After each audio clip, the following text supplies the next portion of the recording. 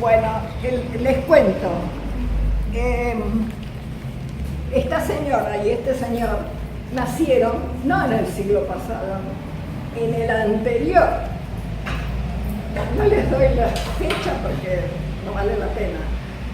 Pero ellos llegaron al país recién casados en 1913. O sea, que ya hizo más de 100 años.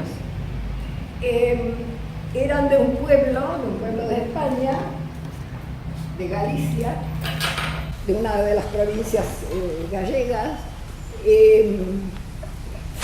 Bueno, ella aprendió, como era delicada de salud, aprendió a coser, era modista. Y él, no, él cuando llegó la época cuando creció, cuando tenía 21 años, fue a hacer el servicio militar. Le tocó el servicio militar en la guerra contra los pueblos del norte de África, la guerra llamada Guerra de Marruecos. Entonces, estuvo 3 años haciendo el servicio militar. Salió del cuartel, digamos.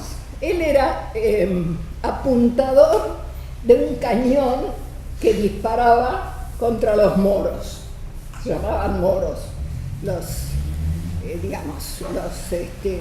contrarios. Digamos, es como la película, los de acá y los de allá. Bueno, ellos, los soldados, tiraban contra los moros. Y mi papá era el apuntador del cañón. Y cargaban el cañón antiguo y él apuntaba y volaban los moros por el aire. Estuvo 3 años en la guerra. Cuando volvió se encontró con que la chica que había dejado, que era una nena que él conocía, ya no era una nena, era una señorita. Y él era un hombre ya grande. ¿Y qué pasó? Se enamoraron y se casaron. Se casaron inmediatamente, se fueron al puerto de Vigo, tomaron un barco, tardaron 30 días en venir hasta acá en barco y llegaron a Buenos Aires. Se encontraron en Buenos Aires y ahí empezó la historia familiar. Manuel, este señor se llamaba Manuel, vino con su mamá y 4 hermanos. Todos se vinieron para acá, porque la Argentina era un país que tenía mucho futuro. Acá venían con muchas ilusiones. ¿Por qué emigraron sus padres?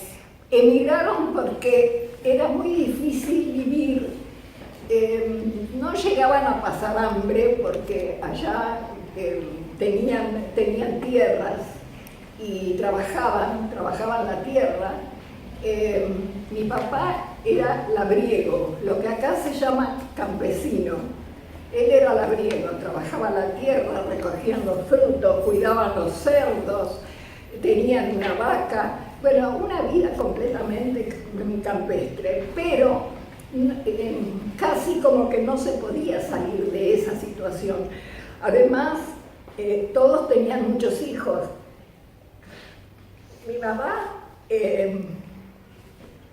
eran 9 hermanos y mi papá eran 12. Entonces, tanta gente para mantener una persona que trabaje, por supuesto que los mayores iban trabajando, iban cuidando a los otros, a los más chicos. Ellos tenían como una red de gente que venía de allá.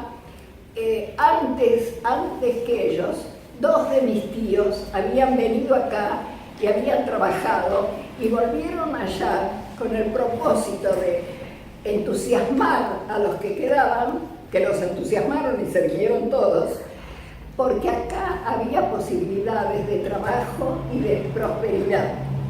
Entonces, tenían algunos lugares donde se podían quedar y tenían posibilidad, se podía alquilar muy fácilmente.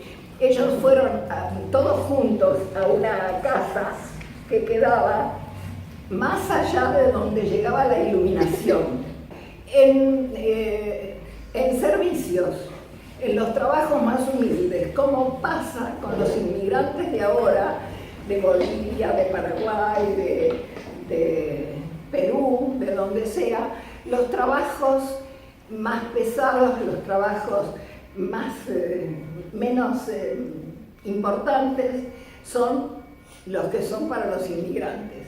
Mi mamá, como sabía coser y cosía muy bien, enseguida consiguió trabajo. Ella trabajaba por día yendo a una casa. Antes no había ni casas de moda, ni venta de cosas hechas. Se cosía en las casas. Todas las chicas, todas las nenas empezaban a coser desde chiquitas. A coser, a tejer, a bordar, a apretar un día en una casa, otro día en otra casa, pero desde las 7 de la mañana hasta las 8 de la noche, no con el horario que hay ahora. Y de lunes a sábado, la escuela, hasta que yo me recibí de profesora, era de lunes a sábado. No había sábado y domingo libre. Nosotros ya desde aquella época se trabajaba de lunes a sábado, las maestras trabajábamos de lunes a sábado y los alumnos iban a la escuela de lunes a sábado. Eso para que ustedes vean las ventajas que tiene. Pero se abrieron camino enseguida. Mi papá aprendió a manejar autos, que era una novedad, y entonces de hacer trabajos así de limpieza, de mucamo, de qué sé yo, pasó a ser chofer, que era una profesión, un oficio importante en esa época, porque saber manejar un auto y arreglarlo y que anduviera era toda una historia. Mi mamá no quería saber nada de Galicia. Se adaptó enseguida y le pareció maravilloso vivir acá. Mi papá a los 10 años más o menos volvió a comprar tierras allá porque pensaba juntar un poco más de plata y volverse con ser una persona más importante allá. Entonces viajó solo porque siempre extrañó su casa, su tierra, su gente. Pero bueno, siguió quedándose acá.